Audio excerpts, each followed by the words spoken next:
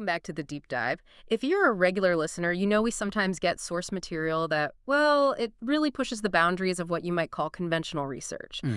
Today's definitely one of those days. We're not looking at, market analysis or the usual historical summaries. No. We are diving deep into a postdoctoral treatise. I mean, this thing is massive. It's this incredible piece of scholarship that somehow manages to weave together, like, cutting-edge post-colonial theory, Right. high-level decentralized infrastructure engineering, African theology, and linguistic philosophy, all in one place. It's like a intellectual quadruple helix, isn't it? Reading these sources, Yeah. it's less about just absorbing information and more like, installing a whole new cognitive architecture in your brain. Exactly. The sheer density of the knowledge they've synthesized, it's really quite astounding. It absolutely is. And that complexity, that density is exactly why we're here today. Our mission, really, is to try and navigate this terrain for you. Specifically, we want to tackle two really interconnected and, highly abstract concepts.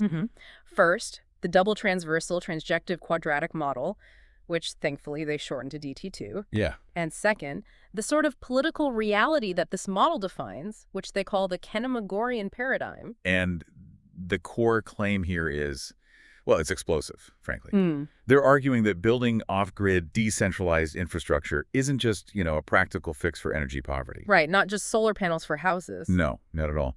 They argue it's fundamentally an ontological insurgency. Ontological insurgency. Wow. Yeah, it's about a radical restructuring of, being itself and power. And they claim it proves that a completely autonomous system can be built, right now, using human volition, Okay. human willpower, and just sheer intellectual prowess. It's not about waiting for aid or external help. And the brilliance of this treatise, what makes it more than just, abstract theorizing, is that it claims to provide irrefutable proof, a real-world test case. Exactly. It's not just theory. It's all anchored empirically, right?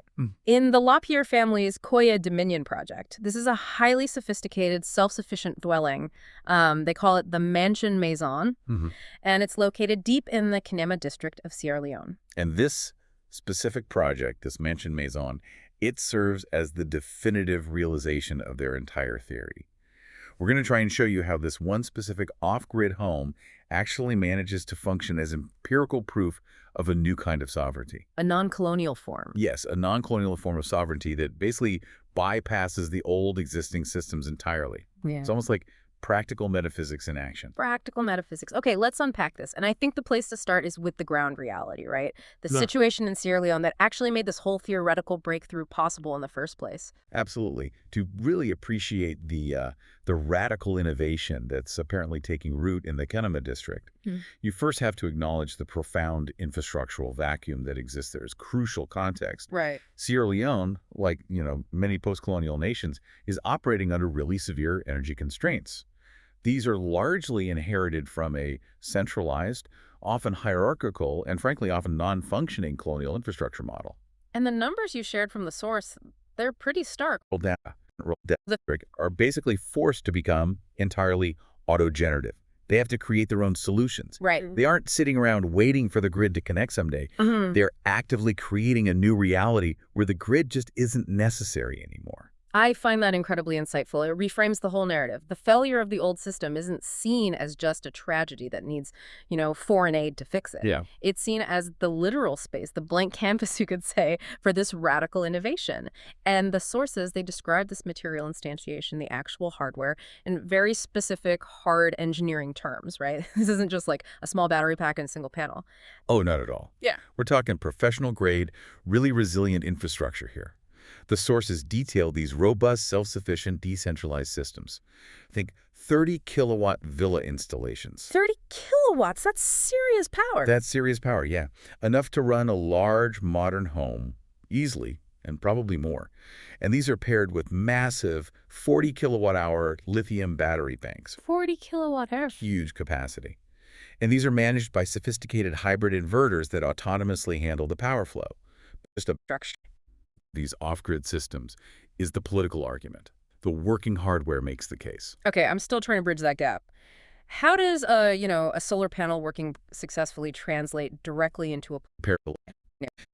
Horizontally within its local network. That's fascinating. So the house isn't just like a box in the community. No. It is a living, breathing, political organism. It generates its own existence and circulates power laterally, horizontally, rather than receiving it vertically from some distant capital city.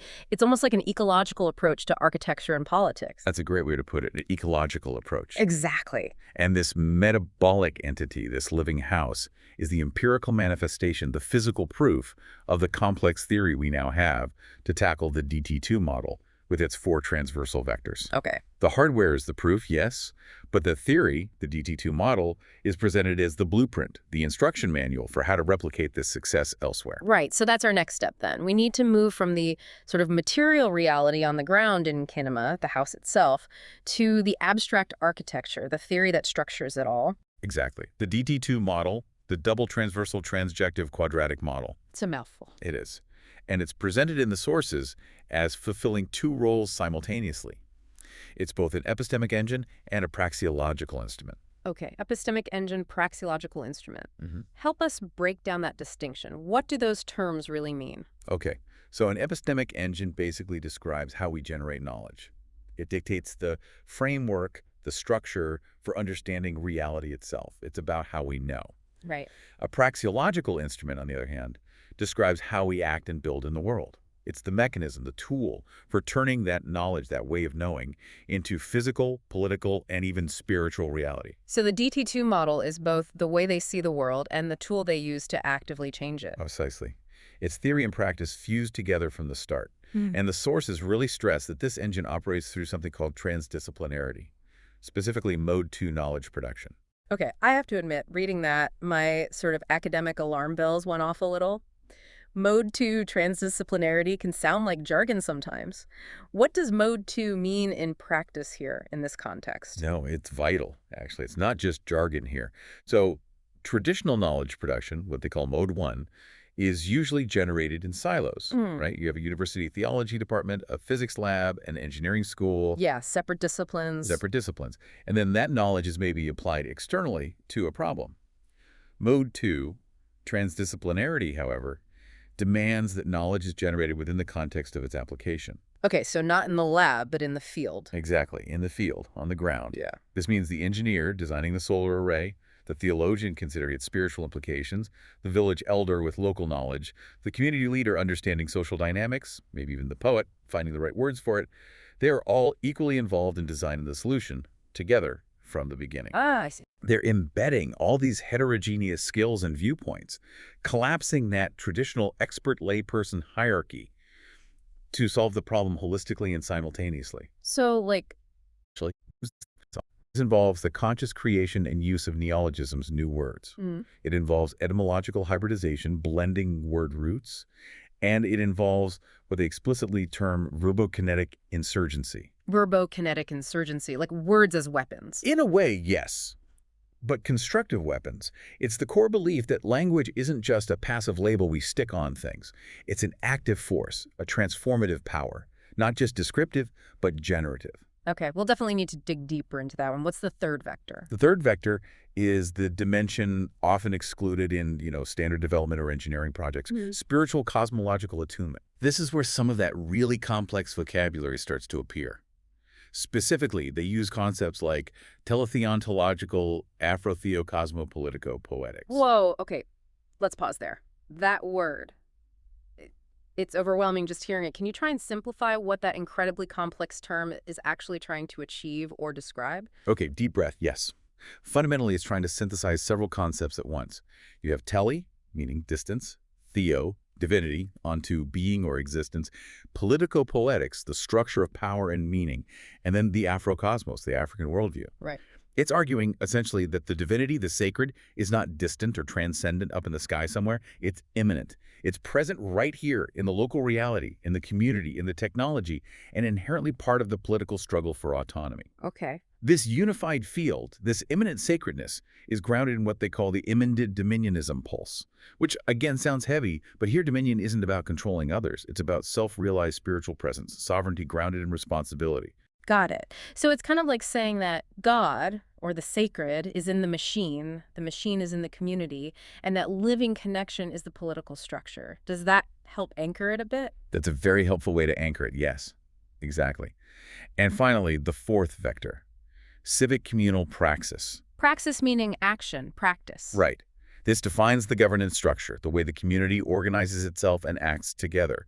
It includes participatory processes, ensuring everyone has a voice. It includes their radical inversion of surveillance into something they call Afro-covenantal panopticon benevolence, another term we'll need to unpack. Definitely. And it includes a deep ethical commitment to radical humility. Okay, so those are the four vectors: material, linguistic, spiritual, and civic. But the name of the model is the double transversal transjective quadratic model. What does that double transversal part add? What's this deep ontological doubling signal? Right, the double transversal emphasizes continuous, necessary reciprocity between different levels or domains. It signals that the model demands a constant back and forth. For example, theory transverses praxis, meaning actually Accountability and interdependence at every single level, no slacking off, spiritually or materially. it is demanding, yes. Yeah. And if I understand the sources correctly, the term that really fuses all this doubling and reciprocity into one operational reality, the term that makes it work, is the transjective passage. Transjective passage. Okay, this sounds like the philosophical linchpin, the thing that holds it all together. I think it is. Transjective passage aims to collapse that rigid subject-object distinction that we, especially in the West, inherited from thinkers like Gender. The community, or at least those attuned to it, might actually feel the low charge. Maybe as a subtle low hum in the collective consciousness And act that generates an inward perceptual or ontological shift. And it's also called a kinetic insurgency, language in action, changing things. kinetic insurgency. The sources even use the term sacramental anthropology, which points to this belief that the specific words we choose to speak, and especially the new words we intentionally create, literally structure and alter our physical embodiment and our perceptual reality. So the logic is something like, if you inherit a language that's laden with terms like poverty, aid recipient, underdeveloped nation, maybe even failure, that language itself traps you. It dictates your reality to some extent. Precisely. That language constitutes a certain world. So to escape that world, that narrative, you can't just change your circumstances. You actually have to invent a new language, a new vocabulary that carries the seeds of autonomy, success, and the reality you want to inhabit. Exactly. The act of coining and adopting a new word is presented as an act of spiritual and political engineering. And the neologisms they forge, these new words, are described incredibly vividly as hyperorganons. Hyperorgans? Yeah, literal organs of worlding. Think of them as cognitive infrastructure, new mental or perceptual organs that allow the community to think, to sense, and ultimately to embody the new reality that the old, inherited vocabulary simply could not contain or express. Okay, this is fascinating. Let's detail a few of these hyperorganons you mentioned because they seem like crucial windows into the structure of this new paradigm. First, that incredible synthesis word you brought up, kin-win creatio. Right. Kin we win creatio. This word is like a compressed policy statement, a social contract, and a spiritual affirmation all rolled into one. It fuses kinship, shared blood, family, community, we, collective identity, win, guaranteed success, victory, and creation, the act of building, bringing into being. So to use that word, to even think in terms of it, is to instantly affirm the community's absolute reliance on familial solidarity and collective victory as essential preconditions for the act of creation itself. It's designed, consciously, to rewire the individual and collective mindset away from things like individualistic gain or as the Diagram for the inverter, and they're laughing, maybe telling stories while they work. That lap from the gods and gave it to humans with utopia. So a prometopia is conceptualized as a forged new place. It's something actively built, using that Promethean fire. And importantly, it's emergent, it's adaptive, it's relational, and it exists or is constantly being brought into existence in the present tense. Not a future dream, but a current reality being built. Exactly. It recognizes that the fire technology, knowledge, willpower is a tool for perpetual communal creation and adaptation, not a static blueprint for some final perfect state. They aren't aiming for a future utopia that will arrive someday. They are actively building and living in a prometopia right now, day by day, in Kenema District. This systematic invention, not just of words, but of the reality those words create. This is what the sources mean by verbokinetic insurgency, right? The movement, the kinetics of new verbs, new words, actively building a new world. Precisely. The insurgency lies in using language not just to describe, but to move and shape reality. And the mechanism they propose for how this works leverages ideas from embodied cognition. Embodied cognition. The idea that thinking isn't just in the brain, but involves the whole body and its interaction with the world. Yes, the new lines reside at the top. They circulate horizontally, rhizomatically, across these rhizopolycentric symbols. Rhizopolycentric, moving like a rhizome, like ginger root, spreading horizontally with many interconnected centers rather than a single taproot or a tree hierarchy. Exactly. The network has many equally important centers of power, meaning, and knowledge, rejecting any single peak. And this core philosophy of flatness, embedded in the language, provides the essential foundation for how they approach the next two vectors: the spiritual and the civic dimensions of the Kenema paradigm. Okay, that sets the stage perfectly for understanding how this paradigm attempts to invert traditional power structures, not just in theory or language, but in the lived spiritual and civic domains. We're moving now from the material and the linguistic foundations to the actual behavioral systems, the governance systems required to maintain this flat, circulating reality. Right, and that philosophical commitment to horizontalism, to flatness, isn't just an idea. It has to be manifested in daily practice. This is what they term flatness as vital metanoia metabolism. Okay, let's break that down. Flatness, okay. Vital is... It's the key adjacent nodes in the network. Wow. It's literally conceiving of the community as a shared collective lung. If one person struggles to breathe, metaphorically or perhaps even literally, the entire network feels that constriction. That's an... Or overheat, the attuned community might feel that disruption collectively, maybe with in their reality. This immanent dominionism is primarily about cultivating self-mastery, self-discipline, and performing the perpetual care and repair necessary for the health of the entire metabolic ecosystem, the community, the land, the technology, the spiritual connections. It's dominion as stewardship, essentially. Okay, stewardship rather than subjugation.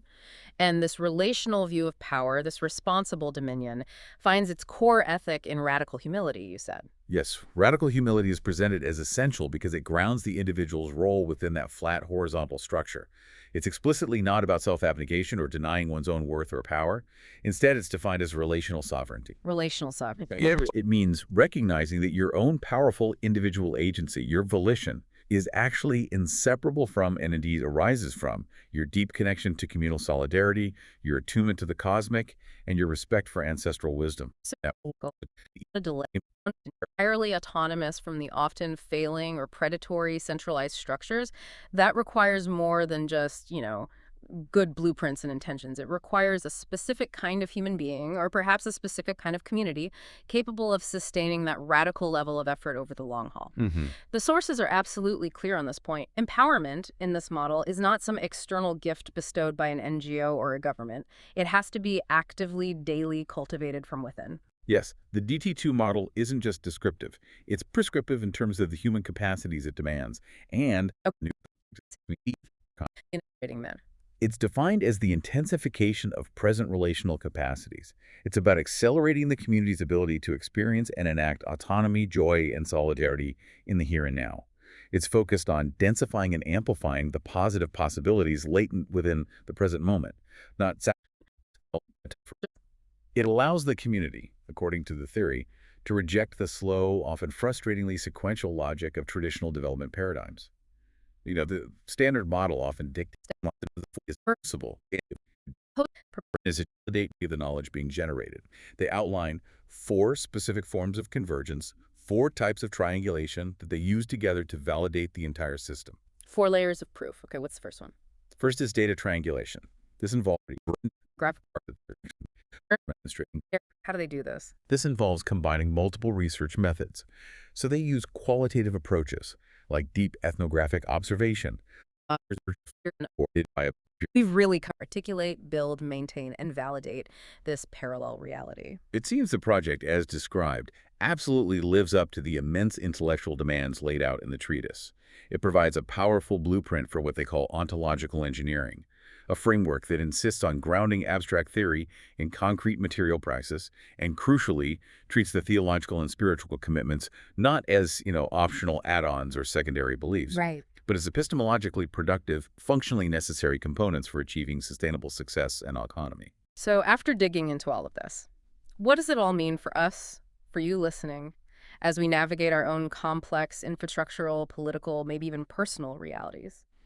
We started this deep dive by asserting that the core claim was that this off-grid project functions as an ontological insurgency, rooted in volition, willpower, and intellectual prowess. And the DT2 model emerged as both the lens through which we can see this incredible synthesis of ontology, poetics, praxis, and materiality, and also the instrument that's actually used on the ground to catalyze and guide this emergent, joyful, self-sufficient community. I think the profound takeaway, the challenge it poses really, is the idea that the path toward true autonomy, whether that's political autonomy for a community or maybe even just personal integrity and freedom from dependency from an individual, that path doesn't lie primarily in trying to reform or plead with failing, often hostile existing systems. No. It lies in the incredibly hard, dedicated work of constructing superior parallel metabolic systems, systems that can sustain themselves. And these systems, to be successful according to this model, must be intellectually rigorous, they must be materially robust, and they must be spirited in the Dynamic, demanding negotiation.